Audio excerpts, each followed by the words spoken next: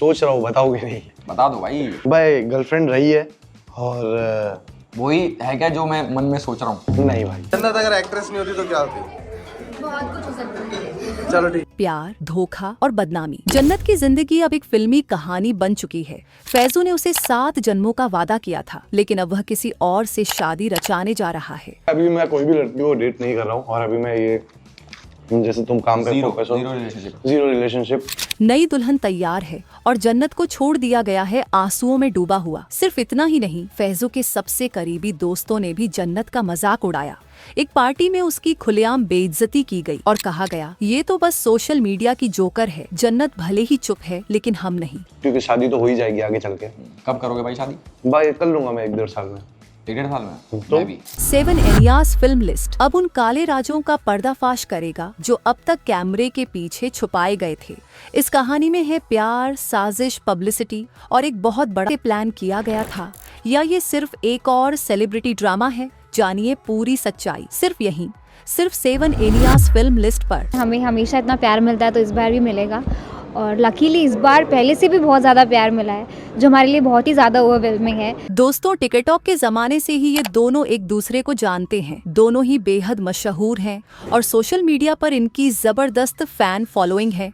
धीरे धीरे लोग इनकी जोड़ी को इतना पसंद करने लगे कि शिप करना शुरू कर दिया। चाहे कोई त्योहार हो या फिर वो कार वाला सेगमेंट जहां फैजू सेलिब्रिटीज के साथ बातचीत करते हैं, हर बार जब ये दोनों साथ दिखे, लोगों को इनके बीच एक खास कनेक्शन महसूस हुआ। इंटरनेट पर यह चर्चा भी तेज हो गई कि कहीं ये दोनों एक दूसरे को पसंद तो नहीं करते या फिर शायद डेट कर रहे हैं। लेकिन मजे की बात यह है कि ना तो जन्नत और ना ही फैजू कभी इन अफवाहों से नाराज या परेशान दिखाई दिए, बल्कि उन्होंने कभी अपने फैन पेज को यह तक नहीं कहा कि हमारे एडिट्स या शिपिंग पोस्ट्स बनाना बंद करो। उल्टा ऐसा लग रहा था जैसे उन्हें इस सब से फायदा हो रहा है और शायद वो खुद भी चाहते थे कि लोग उन्हें एक कपल की तरह देखें। इस बात का एक मजबूत सबूत ये है कि फैजू को कई बार उन पेजेस से इंटरैक्ट करते हुए देखा गया है जो उन्हें और जन्नत को शिप करते हैं। कहानी अब सिर्फ शिपिंग और स्क्रीन पे दिखने वाले कनेक्शन तक सीमित नहीं रही। कुछ फैन पेजेस ने खुद सामने आकर ऐसे चैट्स शेयर किए हैं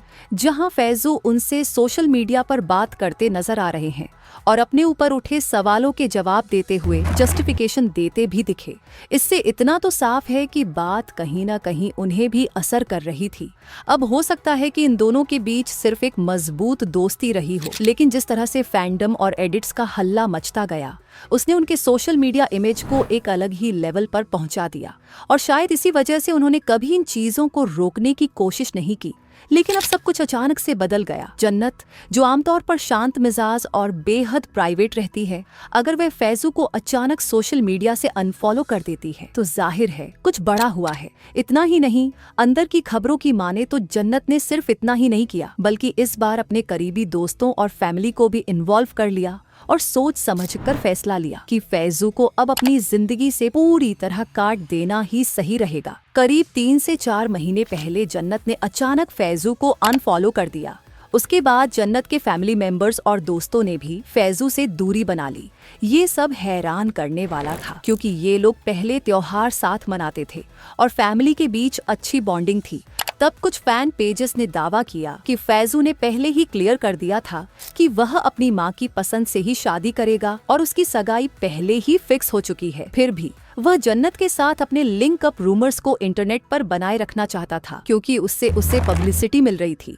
ऐसे में सवाल उठता है, क्या यह रिश्ता शुरुआत से ही एक तरफा था या फिर पब्लिक इमेज के लिए एक खेल खेला गया? जन्नत का फैजू से कट ऑफ करना सिर्फ इमोशनल डिसीजन नहीं, बल्कि सोच समझ कर लिया गया एक बड़ा स्टैंड लगता है। जहाँ एक और सगाई को लेकर चल रही अफवाहों को फैजू ने सिरे से नकार दिया, वहीं दूसरी ओर उनका तरीका कुछ ज्यादा ही अजीब लगने लगा।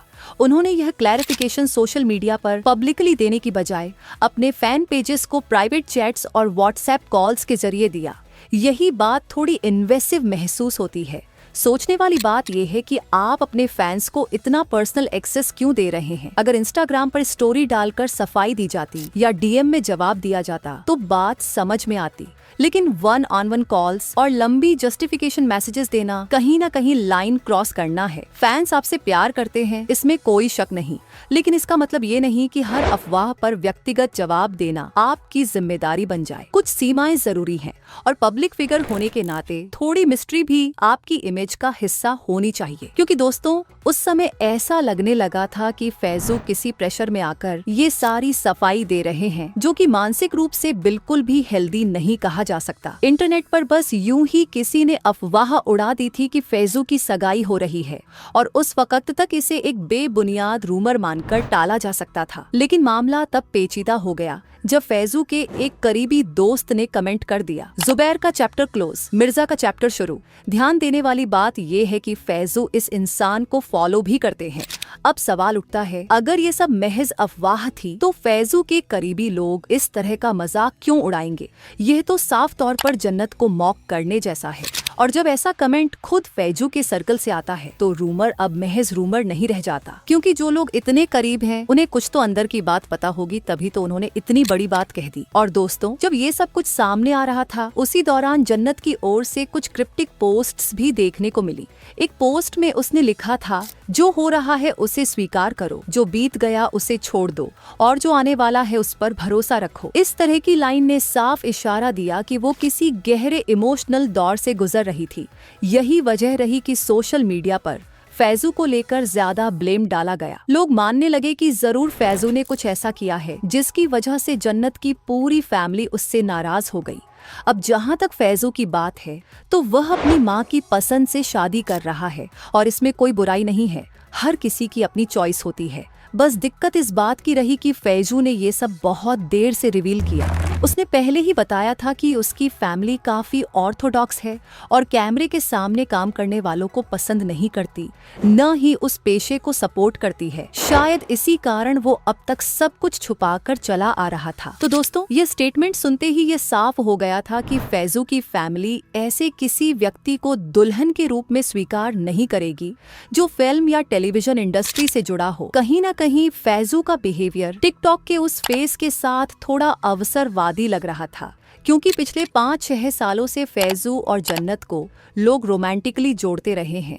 तो ऐसे रील्स और वीडियोस को आप बस मनोरंजन या हाइप के लिए क्यों बढ़ावा देते हो? ये बात तब और भी स्पष्ट हुई जब फैजू ने एल्विश के साथ एक वीडियो बनाया जिसमें दोनों ने अपनी डेटिंग लाइफ के बारे में बात की। एल्विश ने फैजू से पूछा कि उसकी कितनी गर्लफ्रेंड्स रही हैं। फैजू ने जवाब दिया कि एक ही। इस पर एल्विश ने कहा, मेरे दिमाग में एक नाम आया है, वही है क्या? बता दूं? फैजू ने तुरंत कहा, नहीं, जो नाम तुम्हारे दिमाग में आया है वह बहुत लोगों के दिमाग में आया होगा। तो दोस्तों, ये पहली बार नहीं है जब जन्नत के बारे में हिंट्स और इशारे सामने आए हों। इससे पहले भी कई व्लॉग्स में इस तरह की बातें हो चुकी हैं। फैजू के आसपास के दोस्त भी अक्सर उसे जन्नत के नाम से टीज करते नजर आते हैं। जन्नत बचपन से ही एक चाइल्ड एक्ट्रेस रही है और अभी वह अपने शुरुआती 20वें दशक में है। इंडस्ट्री में उसे 17 साल से ज्यादा का अनुभव है।